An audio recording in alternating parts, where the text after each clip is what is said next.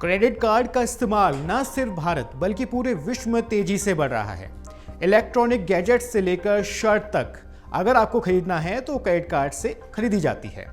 और अब जब से यूपीआई क्रेडिट कार्ड से होने लगा है तो क्या ही कहने, लोग धड़ल्ले से खर्च कर रहे हैं। क्रेडिट कार्ड से पैसे खर्च करना बिल्कुल वैसा है जैसे आप किसी बैंक से लोन लें और उसे खर्च करें। आखिर में क्रेडिट कार्ड एक लोन का ही तो रूप है, उसे आपको बैंक को वापस तो देना ही है। और ऐसे में वो समय आता है जब लोगों के पास अपना कर्ज चुकाने यानी क्रेडिट कार्ड का बिल भरने के लिए पैसे ही नहीं होते हैं। यानी मौज शौक तो कर ली, पर जब बारी आई पैसे वापस करने की तो जेब खाली। और फिर यहाँ से शुरू होता है डेट ट्रैप का असली खेल। लोग पैसे चुकाने के लिए कई रास्ते खोजते हैं, जी हाँ, कई रास्ते। पर आज हम आपसे उस रास्ते के बारे में बताते हैं जो ठीक भी है, लेकिन अगर उसका इस्तेमाल कभी कभार किया जाए। और उस रास्ते का नाम है बैलेंस ट्रांसफर। दरअसल बैलेंस ट्रांसफर से आप एक कार्ड से भुगतान दूसरे कार्ड का जो उसका बिल आया है उसका भुगतान कर देते हैं। पर रुकिए जरा, ध्यान से सुनिए कि ये बैलेंस ट्रांसफर एक कर्ज को चुकाने के लिए दूसरा कर्ज लेने जैसा ही है। कुछ लोगों को इससे मदद मिलती है तो कुछ लोग जो कर्ज का जंजाल है उसमें फंसते चले जाते हैं। चलिए आपको एक उदाहरण से समझाते हैं। मान लीजिए आपने एक क्रेडिट कार्ड पर बकाया है, यानी आपको पेमेंट करना है, लेकिन आप उसका भुगतान नहीं कर पा रहे हैं। और अगर आप अगले महीने उसका भुगतान करने की सोचते हैं तो लेट फीस के साथ साथ करीब महीने भर की जो ब्याज होती है वो भी आपको चुकानी पड़ती है। ये ब्याज भी 36 से 48% सालाने की दर की होती है।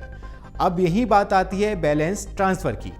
अगर आपके पास दूसरा क्रेडिट कार्ड है तो उससे बहुत ही कम ब्याज पर बैलेंस ट्रांसफर कर सकते हैं, यानी एक क्रेडिट कार्ड से अपने दूसरे क्रेडिट कार्ड का बिल चुका सकते हैं। अब अगला सवाल आपका ये होगा कि कैसे। देखिए, किसी भी क्रेडिट कार्ड से दूसरे कार्ड का बिल चुकाने यानी बैलेंस ट्रांसफर करने के दो तरीके हो सकते हैं। पहला तरीका ये है कि आपको बैंक के कस्टमर केयर को फोन करना होगा और उनसे बैलेंस ट्रांसफर कराना होगा। दूसरा तरीका यह है कि आप खुद ही बैंक के ऐप पर जाएं या फिर वेबसाइट पर जाकर बैलेंस ट्रांसफर कर लें। पर इसके लिए आपको कार्ड डिटेल्स की जरूरत होगी जो कि आपको वहां पर देनी पड़ेगी। एक बात यह भी है कि अलग अलग बैंक में बैलेंस ट्रांसफर की प्रोसेस जो होती है वो अलग अलग होती है, यानी आपको ये देखना पड़ेगा कि उस बैंक ने किस तरीके का प्रोसेस इस्तेमाल कर रखा है। अब एक सवाल ये कि बैलेंस ट्रांसफर के फायदे क्या हैं।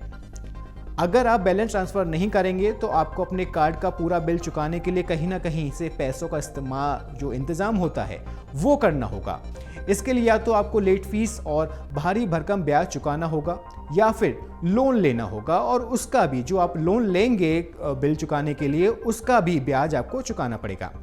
वहीं अगर आप बैलेंस ट्रांसफर करते हैं तो उस सूरत में आपको जो एक्स्ट्रा पैसा खर्च करना होता दूसरा लोन लेने की जगह वो अब नहीं लेना पड़ेगा, यानी आपका बैलेंस ट्रांसफर में जो ब्याज चुकाओगे आप वो तुलनात्मक कम रहेगी। साथ में बिल चुकाने की वजह से आप डिफॉल्ट करने की कैटेगरी में भी नहीं आएंगे। तो ये तो वो हो गए फायदे उस बैलेंस ट्रांसफर के। अब बात करते हैं कि नुकसान क्या है। बैलेंस ट्रांसफर असल में यही है कि एक कर्ज को चुकाने के लिए आप दूसरा कर्ज ले रहे हैं। अगर आप इसका बहुत ज़्यादा इस्तेमाल करते हैं तो ये आपका सिबिल स्कोर को डाउन करेगा। जी हाँ, इसका सीधा असर आपके सिबिल स्कोर पर पड़ेगा। साथ में कर्ज को चुकाते चुकाते एक नए कर्ज के जाल में जो आप फंस भी सकते हैं। इसलिए अगर दिमाग से और कभी कभार बैलेंस ट्रांसफर किया जाए तो इसमें ज़्यादा नुकसान नहीं है, पर अगर बैलेंस ट्रांसफर की भी लत लग गई आपको क्रेडिट कार्ड के जैसे तो फिर समस्या बहुत बड़ी हो जाएगी। चलिए, उम्मीद करते हैं कि इस टॉपिक से जुड़े हर सवाल के जवाब आपको मिल गए होंगे।